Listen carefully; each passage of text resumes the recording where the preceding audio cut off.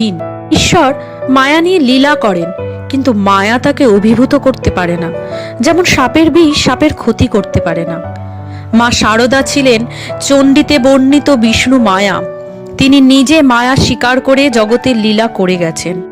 মায়ের ভাইজি রাধুর বাপ মারা যায়। মা ছিলেন পাগলি। ওই ছোট শিশু রাধুকে দেখিয়ে ঠাকুর শ্রীমাকে দর্শন দিয়ে বলেন, একে আশ্রয় করে থাকো, ইনি যোগমায়া। একবার স্বামী বীরেশ্বরানন্দ মাকে বলেন, মা, আপনার এত কেন আসক্তি? রাত দিন রাধি রাধি করছেন, ঘোর সংসারীর মতো। মা বললেন, তুমি এরকম কোথায় পাবে?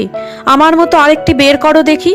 কি জানো, যারা পরমার্থ খুব চিন্তা করে তাদের মন খুব সূক্ষ্ম, শুদ্ধ হয়ে যায়। সেই মন যা ধরে সেটাকে খুব আঁকড়ে ধরে, সেই আসক্তির মতনই সেটা মনে হয়। কেউ প্রশ্ন করেছিল, মা, আপনার স্বরূপ কি মনে